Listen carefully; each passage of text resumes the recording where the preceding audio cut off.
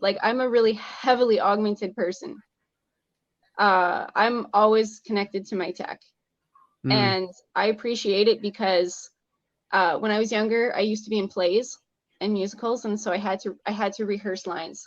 I had to memorize a lot of lines, and I was also one of those perfectionists in school where I had to know the answer. So you know, it takes a lot of time to memorize the information that you want to absorb. But with this phone, with my computer, I've got these external memory devices, and I Mm-hmm. can just drag Mm-hmm. and drop all of my interests there for later.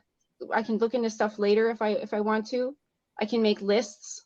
I've become, you know, good at making lists when I don't have the time. And then if I want to talk about something, like if me and you just wanted any topic right now, I'd bring in the third party. I'd bring in the Chat GPT or the Bing or whatever it is, because I mean, well, it's always been Google for years. Mm-hmm. So Mm-hmm. now it just got an upgrade, which is great.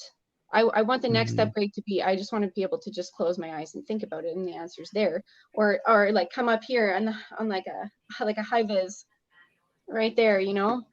I Yeah, want to be yeah. able to see it so that we can talk about it and I don't have to stop and be like, ah, just let me look this up. I think it actually gives you the tools to not get overwhelmed. And I actually don't feel like I have to lie if I don't know. I can just look it up, you Mm-hmm. know? And I can also look into sources, because what one of the things university did for me was teach me how to check my sources. And Mm-hmm. from there, I can make an assessment of if I feel like it's good enough information or not. Mm-hmm. And you know, and then we can always have a conversation about the more human things that don't require an expert at all. And then, Yeah. you know, I can still use my technology to make a great story. Pretty much every good idea that I have, I will augment with technology to make a meme or to make a beautiful picture. You Mm-hmm. know, I'll add color, visuals. That's one of the things I really like, your visuals that you include in your workout videos. Thank you. I've been really thinking about, technology, and there's a whole, you know, push to just make people be very fearful of all this stuff. And I think, like I said before, that there's a lot of downside potential. But then I think also, like I said in the video, that where am I now currently? What am I using right now? And there's all this technology around me. And I never really looked at it that way. Like, even if I think about like hinges on doors, that's like some technology that, you know, you could think was spooky when it first was being invented. And I think that's a little bit of what I'm experiencing right now. I'm like a little spooked by it, but I also understand that, like, even going back to weightlifting, like the weights, the barbell, that's technology that helps us get stronger. We're just so used to it. It's been around for so long. But even then, like, I'm sure people before that, they were like just lifting rocks or lifting up the lambs, and like, oh, what are you using that barbell for? Like, that's like far inferior, and there's no need for that. Just lift up the lamb or whatever. So I think like that's where I'm trying to reframe my thoughts right now, that I just don't have that resource of how do I check what I'm experiencing right now? How do I cross reference? And I think that's another part where it's like I'm very hesitant to like believe what I'm seeing on the screen. But I do think like this technology is like pretty awesome. It's really awesome. It's all in how you use it. Mm, Like you can feel scared when you hear that um you know, most teenagers would rather give up their sense of smell than their phone, or you can realize that it's helping them make friends, yeah. learn about themselves. I mean, your devices are like they're a mirror of, you know, you can project yourself into them just as much as you think propaganda projects out. Propaganda is everywhere. It's always going to be, you know, well, I shouldn't say always, nothing's determinist, right? That's one thing I want to talk to you about today, is how like nothing's set in stone. There's no fate here. Right, right. So um but I guess if you bring an outlook that's optimistic, then you're going to start to see things differently. Like just a while ago, I hated the city. I didn't want to live in the city. So we moved out to a rural place. And then I started to feel isolated. And then COVID hit and I couldn't make any friends. And it was just like, what am I doing here? I lost my connection to civilization out here. Milk costs like $2 more than it does in the city. And all these things add up, you know, the gas costs and whatever. So we're back in the city and I'm in this like cool little industrial area nearby. And I love walking around. The machines are cool. The towers are cool.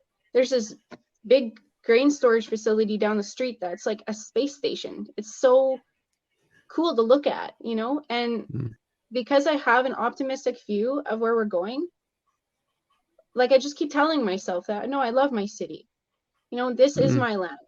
My family's been in Saskatchewan for like 4 generations. So for me to just say I hate it and move away or whatever is like, well, I guess I could do that, but where am I going to go? That's, you know, that attitude is going to follow you everywhere. Instead, I go out and I pick up garbage outside.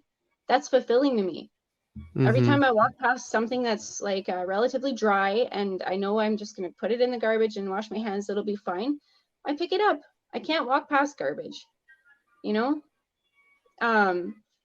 So that connects me to my land. That's there's this belief that, you know, it's like the sacred marriage to the land. And I think that more people should feel that way. That you know what I'm trying to say, right? I did watch a video of you cleaning up in your area, and I try and like show that to my daughter when we see trash. We call it pishkush, and just like you should pick it up. And so sometimes we'll pick it up when we see it. Um, so that is kind of like, okay, are you connected to the land that you're at? And then what is really, I guess this is my whole point on whatever I can do, because this is the only thing I can refer back to is like my physicality and how much I believe in my physicality, how like I would be lost without it. And then I think I want to share that with other people. I want other people to see what their bodies can do and feel confident in their bodies, because I think that would alleviate a lot of what's going on right now. So then, it's like, how do we keep that technology? We still blend with the technology, but we also stay in our bodies. Because I do notice a lot of people that they are being pulled into the technology, but they're not in their bodies. When I see people out in public, I can see their bodies and I see how they sit and I see how they walk. And I teach people that need to be in their bodies more. So I think that's like the one thing that I'm noticing. Right. Well, some people are going to be in their bodies and some people are going to be non-local. Like some people are going to dissociate because that's more comfortable. I have a hard time judging people for that because Sure. they might not like being in their body because they haven't worked on their willpower, or they just don't identify with their body. Like you don't have to be from a really strict family or 2 different cultures to have identity issues. A lot of people have identity issues. And science, social science is barely a science, and psychology, we're still trying to figure things out on how to help people. And so technology is a way to ameliorate your situation. That's like during COVID, a lot of people went in to the internet to look for people that they could talk to about what was happening. Sure.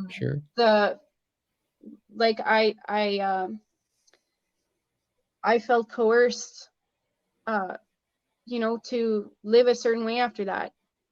And I didn't feel good about that.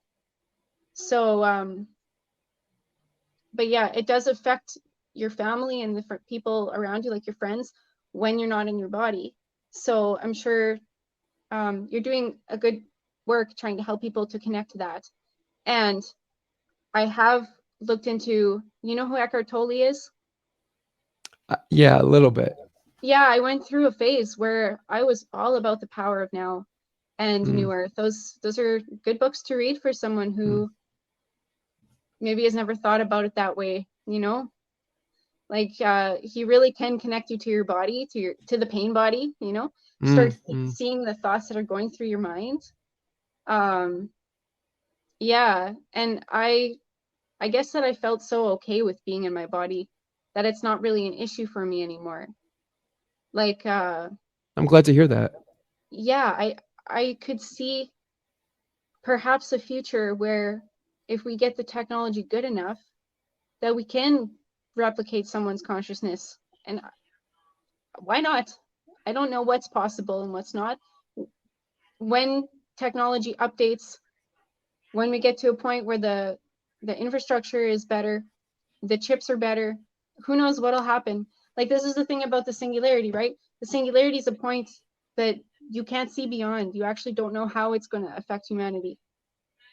So, but I love myself, and if there Mm. were copies of me, I would love that. I think that I'm good for the world, and Mm.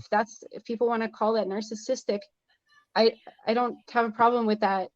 We're all stuck in the forest looking in the water. Like, you have to fall in love with your reflection. You know, you're stuck with yourself for your whole life.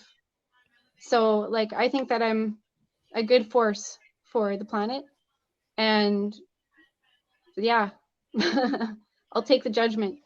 So Mm. Mm. that's like I wrote a song called Overman about um having your mind uploaded. Mhm. Completely hypothetical. I have no idea if that will happen, but it'd be cool. It'd be cool to be able to live for 500 years and see what kind of a learning experience I get from that. Mhm. You know, how Mhm. wise could a person get? You know, once you start deteriorating at 80 years, it's not fair. Like, we've got so much more to go. Mhm. And so the problems now are getting so big that we need to solve them. So having people around a bit longer would actually be good for everybody. I this is a little bit on the kooky side for me, but I think, there's a part of me that thinks I don't know the full timeline of humans and who we are or who we used to be, and I feel like who's it feels kind of false that we're only supposed to live for like a max 100 years. There's a part of me that feels deep inside that we could live for much longer and we used to live much longer. Like genetically, I kind of feel that. And I don't know where that's coming from. So when you say the 500 years, um, I think, some people they would say, oh, well, you're supposed to die at this. Why would you want to go past that? And a part of me thinks that maybe at one point we used to live for much longer. And maybe I didn't even think of this, that maybe that's a part of what we're experiencing right now. What's happening is that we should be living longer and we should have our elders longer. And that's not happening where our lives are getting cut short. So we can't even build up a long enough memory to like actually make progress forward. And then I could keep talking about that, but I'll leave it at that for right now.